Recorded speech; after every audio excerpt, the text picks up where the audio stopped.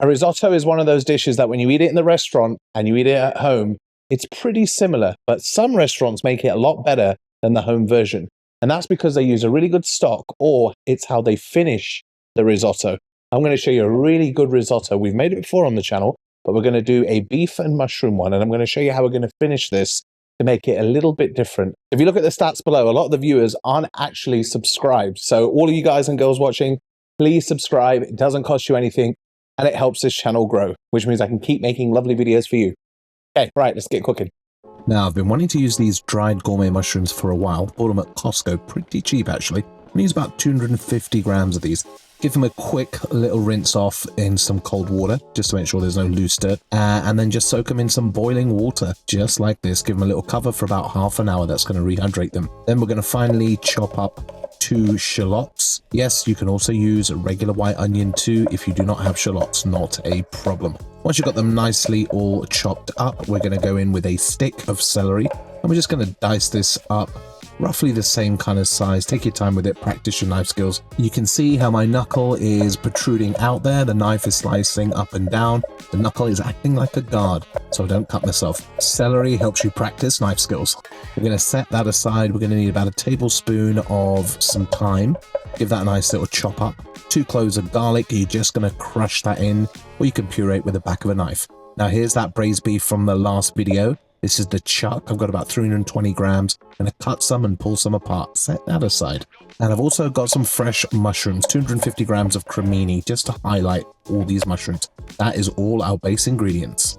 Now we're going to need about 250 grams of arborio risotto rice. This is enough for about a good 8 people, this risotto, so be warned. Okay, now mushrooms have been steeping for half an hour. They're rehydrated. You can pull them apart. They look fantastic. Drain that liquid. Do not get rid of that mushroom stock. That stuff is gold dust. We're going to add some of that mushroom stock to our chicken stock, so we've got a total of about 1.2 liters in total. Bring that up to a boil, turn it down to a simmer. Now I've got some compound butter here, parsley, lemon, garlic, capers from an upcoming video. See if you can guess those flavors. Need about 60 grams of that, set that aside.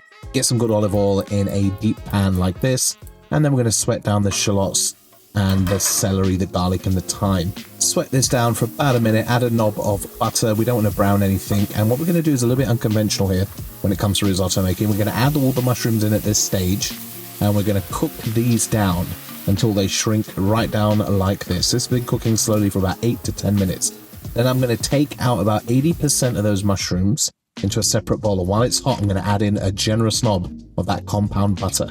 What I want to achieve here is to have a marinated mushroom vibe. I'll give a quick taste. Yep, they're amazing. Now we're going to put in the rice with the rest of the mushrooms here. Like I said, this is a bit unconventional, but let's give it a go. Saute that for a couple of minutes until it's nutty and brown, and then start adding your stock. To start with, a few ladles at a time. Once that's come up to the boil and it's simmered and incorporated it, your risotto is going to suck up all that stock. Go back in with some more. You're going to cook this for about 16-17 minutes almost in total, low and slow. You know it's almost done. That is pretty much there, a couple of minutes out. So at this stage, I'm going to add in the beef, and that's going to go in and incorporate lovely with all that risotto. And then we're going to add in the rest of those marinated mushrooms and more stock and cook it out for about another minute to 2 until it's nice and creamy and the grains are not chalky and they're cooked nicely. Now this is the important part. Add in that compound butter, and then we're going to add a generous grating of some Parmesan cheese, some lovely chopped up parsley, about a tablespoon or so, and then just put the lid on it. Let your risotto chill out for 2 to 3 minutes.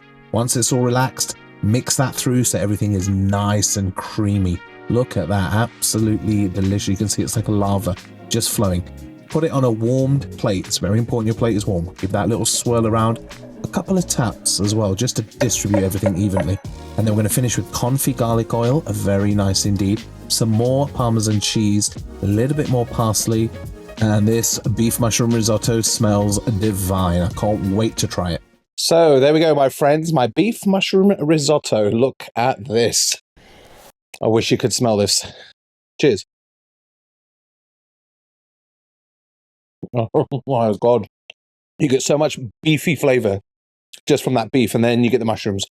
Tons of umami. But it's that butter that really takes it to the next level. Restaurant quality risotto at home. Right, my friends, I'll catch you all on the next one. Cheers.